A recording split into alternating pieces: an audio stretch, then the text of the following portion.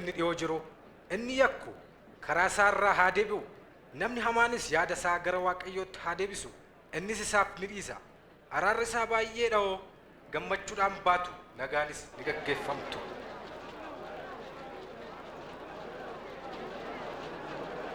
Laalame as dhufaa jira. Yesuusin kadhadhaan talakoo naa fayyisi. Gooftaa garaa naaf laafi. Waggaa 12tti du'uuf jetti. Maaloo na wajjiniin kootti. Yaa yeroos nan gadda.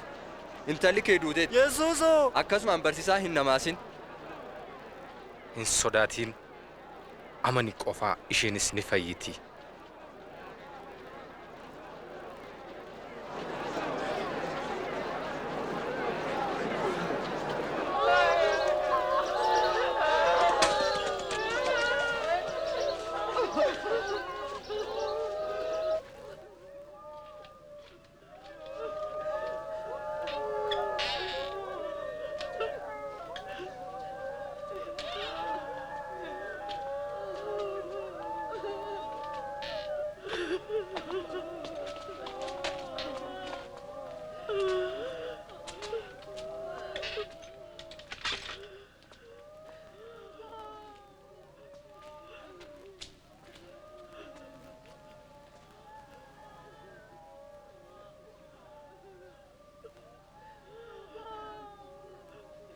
Boyna isheen hin duune raftee jirti.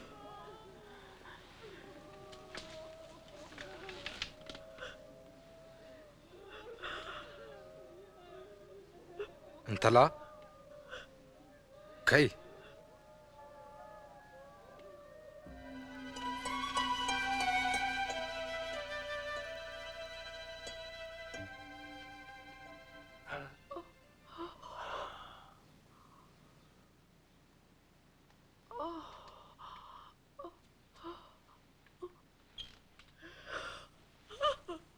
waan isheen nyaattu kennaafi of eegaa waan asitti ta'e akka hin dubbanne.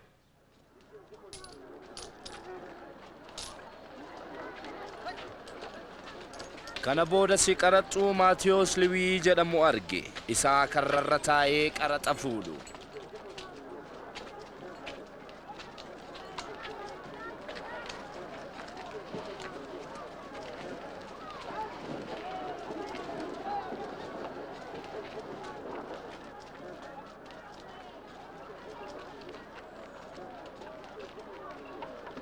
Na hordofi.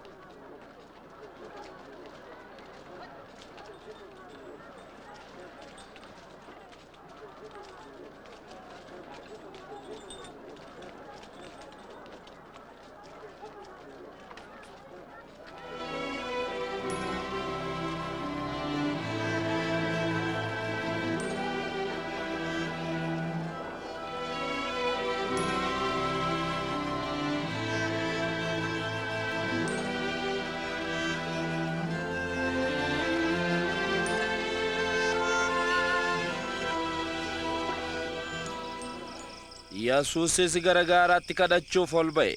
Achittis halkan guutuu Waaqayyoon kadhachaa bule.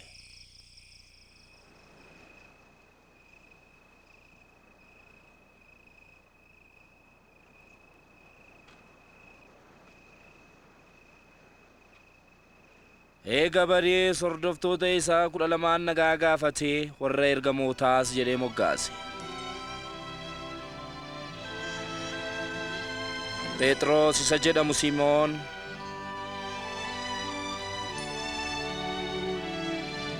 obboleessa isaa Andriyaas, Yaaqoob,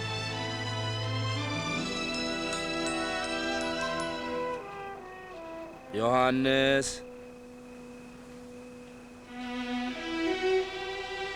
Filipos, Bertelemios, Maatiyos,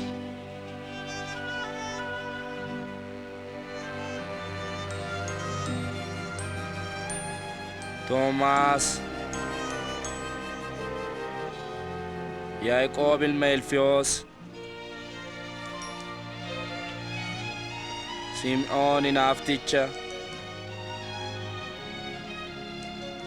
Yihudaa obboleessa Yaaqoob, Asqortuu Yihudaa isa Yesuusin dabarsee kenne.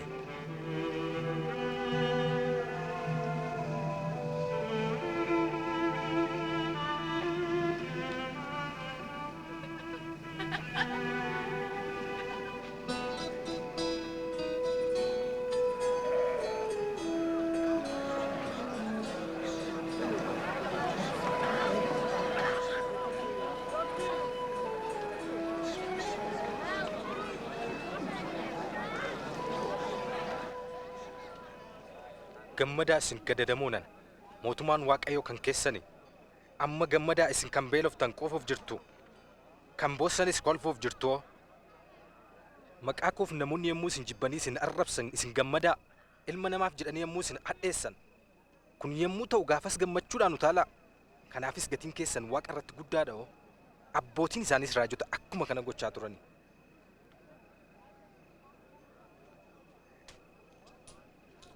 Ja'a, kudha torba, kudha saddeet, kudha sagal, digdama, ammanumaan qaba.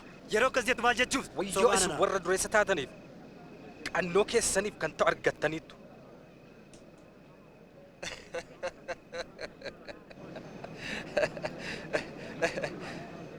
Inni dureessa ta'uun barbaanne kun maraatuu ta'uunsaa noonu. Wayyoo isin warra amma kofaltaniif wawwaachuuf boof jirtu. Wayyoo isiniif namoonni hundinuu yoo isin jajatan abbootiin keessanis raajota sobduu akkasuma gochaa turan yoo dhugaan isinitti mayoona dhageessan diinota keessan jaalladha warra isin jibbaniif gaarii godhaa kan isin abaaranis eebbisaa kan isin arrabsaniif kadhadhaa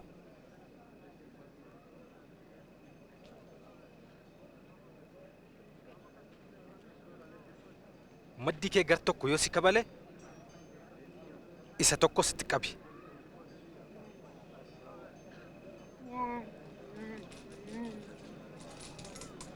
Kootii kee kan fudhateef qomee kees itti dabaliif kan si kadhate hundaaf kenni. Yoo namni qabeenya kee fudhate deeffachuuf hin gaafatin. Akkasiif godhamu kan jaallattu warra kaaniif godhi.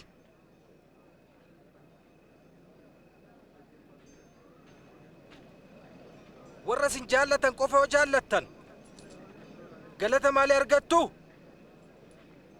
Cubbamoonni iyyuu kan isaan jaallatu ni jaallatu. Gaarii kan isiniin godhe yoo gaarii gootan galata maalii argattu? Kana yoo cubbamoonni iyyuu hin godhu Attami isheetu ka'a. Attami isheetti dubbataa. Kun jibbisiisaadha.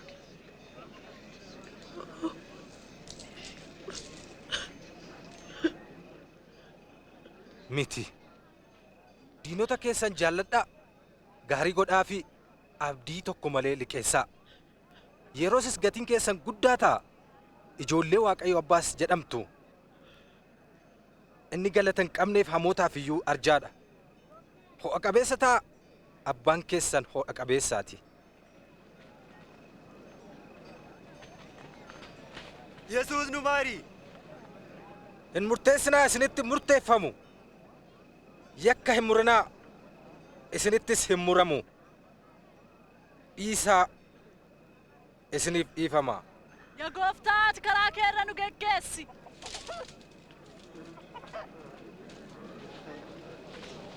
Kennaa isiniifis ni kennama.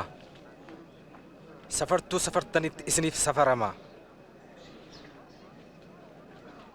Jaamaan jaamaa geggeessuu hin danda'u. Yoo kana godhes lamaanuu bowwaatti kufu. Jirma of keessatti dhiiftee maaliif huuba ija obboleessa keetii keessaa laaltaa?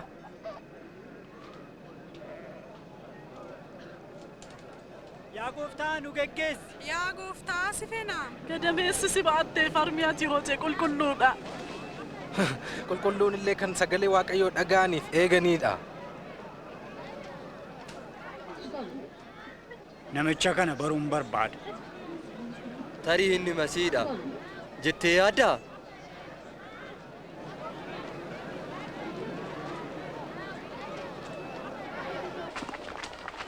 Fariisichi tokko Yesuusin mana isaatti irbaata feere. Yesuusis mana isaa dhaqee maaddiitti dhiyaate.